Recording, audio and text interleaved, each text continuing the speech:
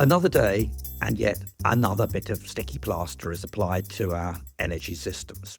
This time, it's about increasing the number of companies from 7,000 to 10,000 who are going to get a bit off their energy bills from April next year, i.e. in a year's time.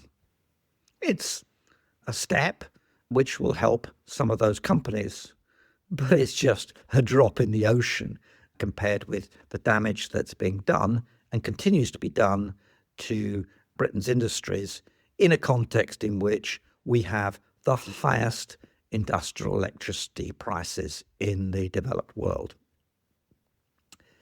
It follows other sticky plasters. We've had the great proclamations of 150 quid off your domestic electricity bill transferred to the taxpayers who are going to carry on paying it. Costs haven't gone down. We're just reallocating them just as we are with the industrial subsidies coming.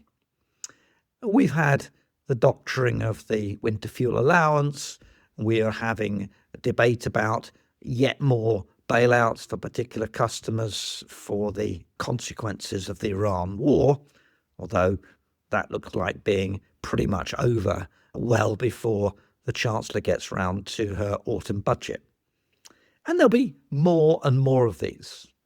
Each time the pressure mounts, the government digs its heels in on its net zero 2030 target and the proclamations that it's on the way to being a cheap energy superpower, using its homegrown energy that's clean and cheap.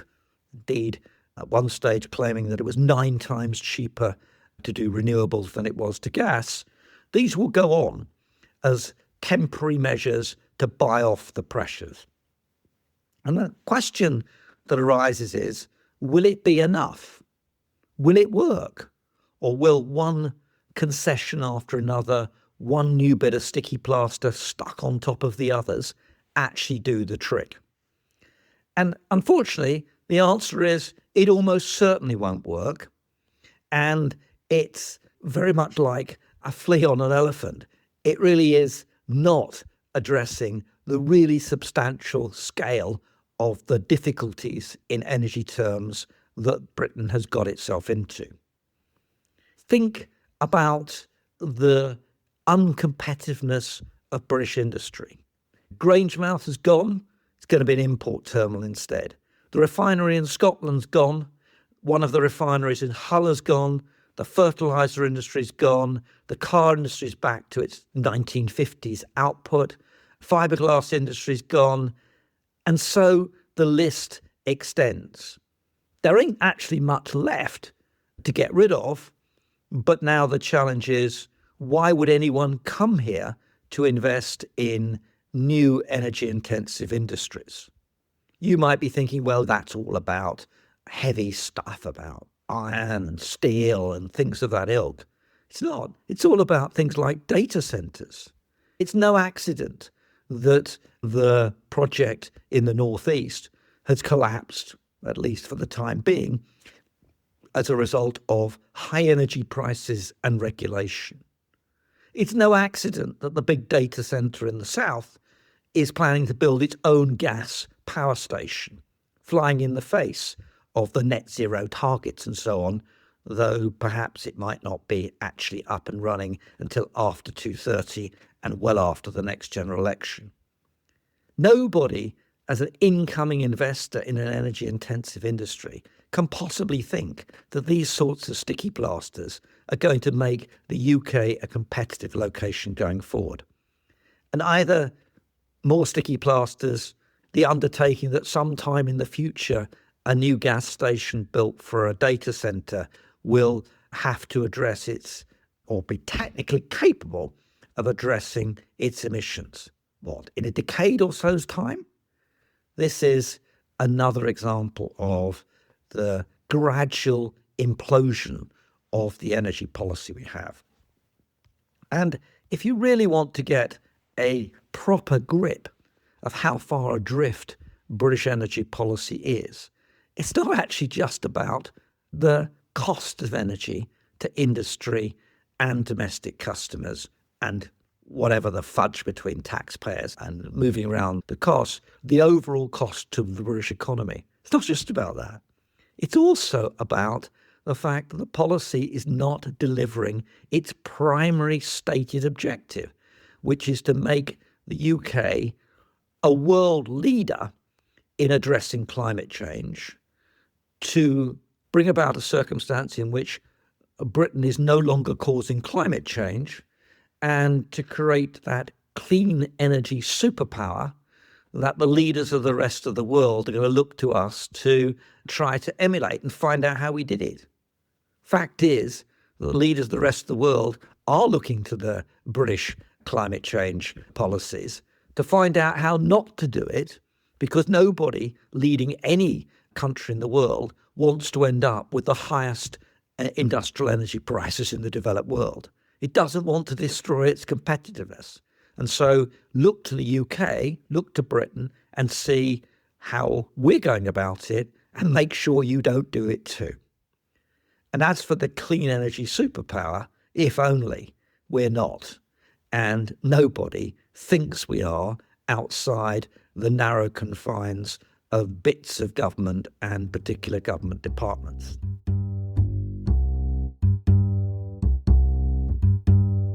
On the climate change front, there are some really quite stark facts which cannot be simply ignored and will come out.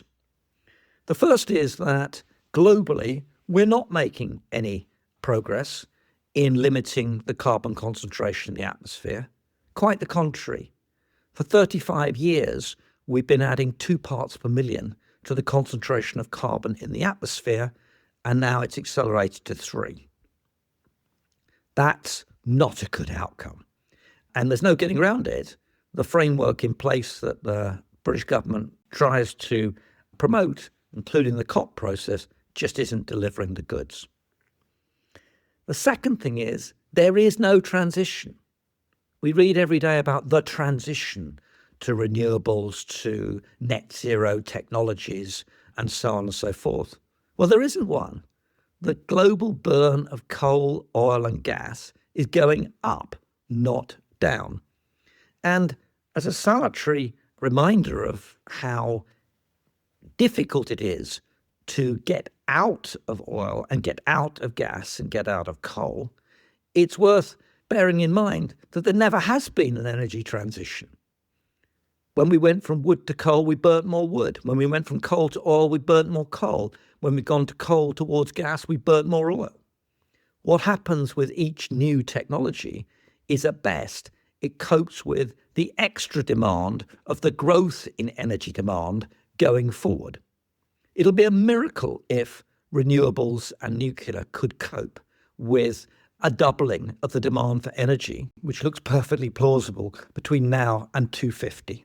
In terms of just dealing with that extra economy of the world of energy, but it's very unlikely to drive inroads into the existing one.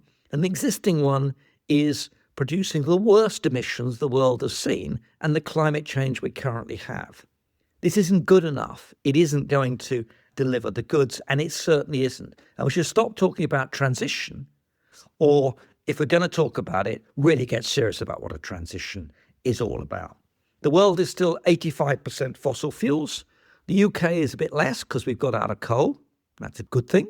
But it does leave us terribly exposed, as in, for example, the current Iran war situation, where China and Germany and Poland and others can increase the coal burn away from gas to shelter themselves. We don't have that option. We're about 75% fossil fuels going forward. And that isn't shifting. It carries on. That's our climate change disaster. And the question we should ask about any policy we're pursuing is, does it make a difference to that? And deindustrialization, which is one of the ways in which our carbon emissions domestically appear to have been so successfully going down, is not a good climate change policy. It doesn't work as a politically sustainable position and is very unlikely to pass any electoral test, and no dictators around the world are following that path too. Renewables aren't cheaper. They aren't 9 times cheaper. It already takes 120 gigawatts of capacity to do what 60 gigawatts of capacity did before we embarked on this policy, to meet a peak demand of about 45 gigawatts, which has been going down rather than up. Reflect, that's twice the capacity to meet the same output. But it's worse than that. You need twice the grid to achieve it. That's why bills are going up. And you need all the batteries and storage. You don't need twice the grid. You don't need all the batteries and storage in the old system. That's not to say that we should stay with the old system. We should try to decarbonise. But decarbonise recognising it's going to cost quite a lot more, and facing up honestly to the public and to industry and telling them it's going to be really expensive to do this job. It already is very expensive, the most expensive in the developed world, but it's going to be much higher if we want to address our carbon consumption and not just our carbon production. So this set of facts does fly in the face of the whole structure of British energy policy and climate policy, and it calls for a reckoning. Oh, and there's one more thing too. We hear a lot of mumbo-jumbo about homegrown energy.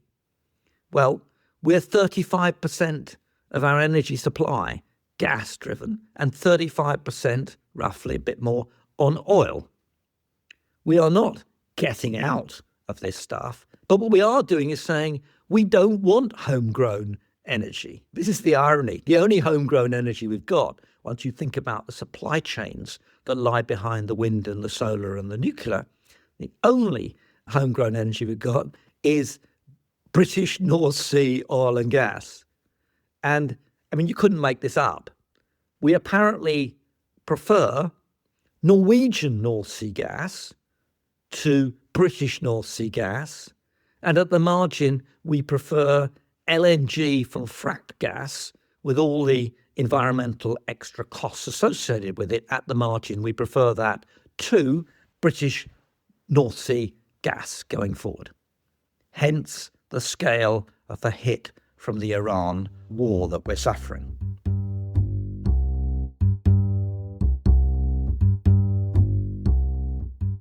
It's pretty clear that what we're doing is not a sustainable energy and climate policy. And the conclusion that follows is that it won't be sustained. And indeed, already it is not being sustained. This is what all these sticky plasters are about, to try to get us to limp forward rather than address the fundamental issues. It's not going to hold up going forward. And we are, if we carry on with just the sticky plasters, going to see the continuation of what is a really quite rapid decline of large-scale industry in Britain and a further constraint on anyone wishing to come to this country to do energy-intensive stuff in the digital world, the data centres, AI, and so on going forward. You can't be an AI superpower and a renewables-based economy anytime soon. One is about gas and firm power. The other is about intermittent and actually quite expensive power. And it's not as if we couldn't do much better. There's a perfectly sensible set of policies which could better address climate change, end the fiction that climate change is about carbon production as opposed to carbon consumption, and improve the competitiveness of British industry, and get energy bills into some kind of alignment with what's going on in the rest of the world. Everybody else seems to manage it. It's just us who have this puritanical view that the kind of policy that we're pursuing at the moment is actually going to crack the problems. Either industrial competitiveness, it's not going to be cheaper, or in terms of world leadership in climate change and creating an energy superpower, it's not going to do that. So it's time to stand back, peel away the sticky plasters, reveal the wounds underneath, and address the core problems. With a huge majority in the House of Commons and 3 years to go to the next election, it's not as if the government couldn't do that. And it needs to face up to some of its backbenchers and indeed some of its own ministers and crack this problem before much more damage is done to the British economy, and actually much more damage is done to them too when it comes to the next election. Thank you.